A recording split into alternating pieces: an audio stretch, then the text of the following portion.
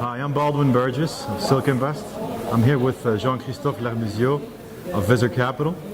We're here in Doha on the Middle East Investment Forum 2012. Thanks for talking to me, Jean-Christophe. Thank you, Baldwin. All right. Jean-Christophe, you're based in a very exciting place. You're based in Almaty, Kazakhstan, is that right? Absolutely. I live in the middle of Central Asia. Absolutely. He's very close in the middle of it all, really. It's tell us a little bit about Visor Capital, and because you represent, I think, one of the regions that is less known to investors, isn't that right? Absolutely. It's a true frontier market. Yeah. Visor Capital was incepted in 2006 and has become rapidly the leading Kazakh investment bank. We have three activities. One is sales and trading. We have a FSA authorized office in London. Second one is research. And I'm the head of research of Visor Capital. And we're also active, very active, I would say, in corporate finance, where, for instance, we did the IPO of Kazakhstan Gas, which was the largest IPO in Kazakhstan ever. Okay. Yeah, I remember meeting you, I think it was 3 years ago in Milan. Yeah. I remember you were telling us and a group of people, investors, about your region. It was awfully alien but fascinating. So what are you telling people about the region? What is the main attraction, do you think, for foreign investors there? There are a lot of things to invest in. Obviously, if you think about Kazakhstan, you think about oil and gas, copper, ferrochrome, iron ore, uranium.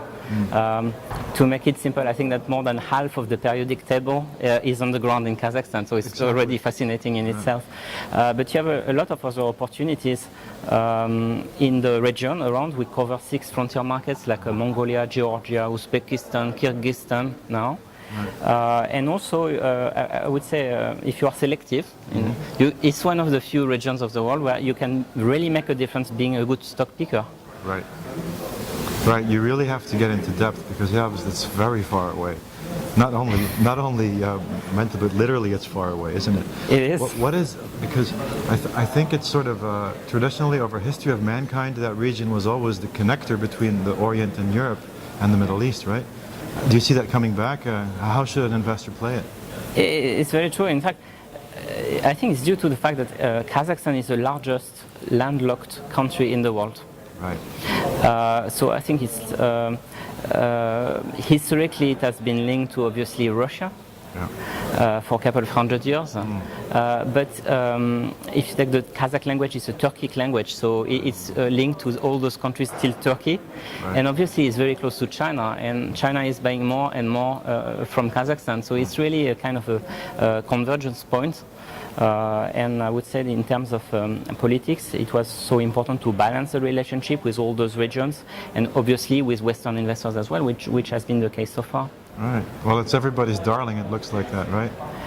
It is, but once again, we are discriminant.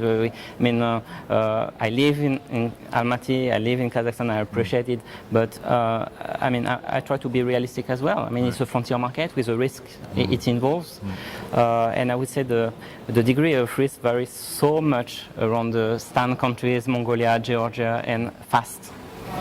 Fascinating. Thanks very much. You're welcome, thank you.